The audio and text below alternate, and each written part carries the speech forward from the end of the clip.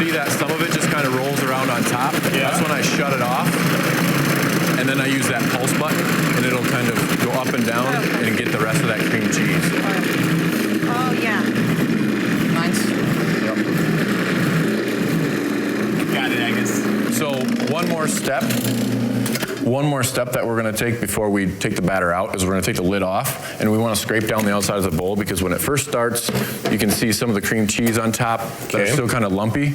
That kind of stuck to the side of the bowl. We'll scrape it down with our rubber spatula, making sure that we get that worked into this batter. Okay. So once we scrape that down, I usually go another 10, 15 seconds. Okay. And that will work in the rest of the lumps. Okay. Burn along. Yep.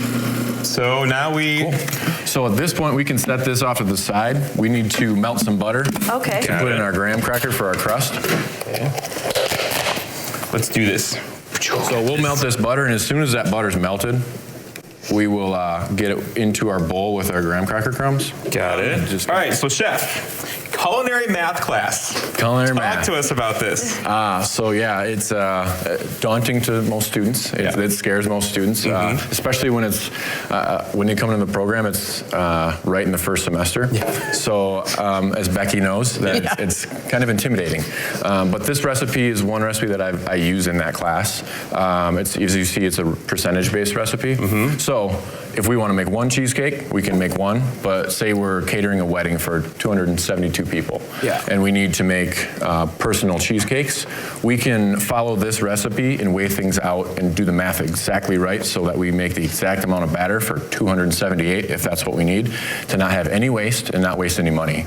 So, Becky, you experienced this. You saw it on your little class list of culinary math. You're like, what is this? Yeah, I told my Ashley, I said, that could be a deal breaker.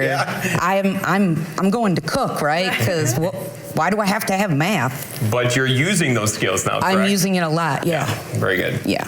Yeah, so this batter is, you can taste that salt as well. This is pushing it on salinity. Yeah. That's what we want. So we want that sugar, we want that fat, we want salt, and then at the very end, we're going to be looking to bring that acid with the kumquat marmalade. So I think lots of people are potentially turned off by the thought of making a cheesecake from scratch, right?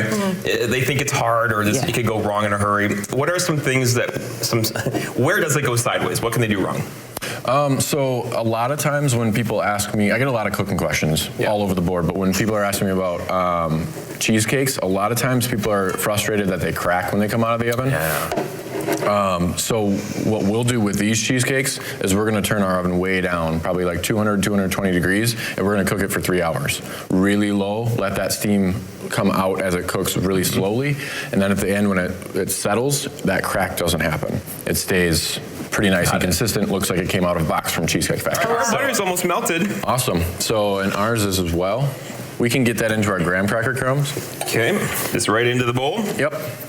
I usually use my hand for this because it's just a little easier for me. You can use a spoon. Okay. And you just mix it in? Yep, we'll mix it in and use kind of the heel of your hand to kind of incorporate all that butter with those graham cracker crumbs. And then we're going to go right into our springform pan right after we spray it. So we also cut out little parchment papers to set in there, and then we'll just give it a light spray. Oh, yeah, okay.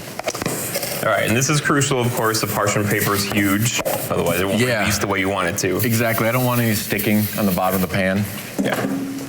Evenly kind of distribute it, and then if you've got, I usually tamp it down as much as I can with my fingers or the back of my fingers, or if, you've got a cup laying around or the bottom of a quart container even works, just to kind of press that in there. And all right. So now, next step would include? So with this next step, we're going to put it in the oven for about 10, 15 minutes at 350, and just kind of brown the crumbs around the outside and dehydrate it a little bit.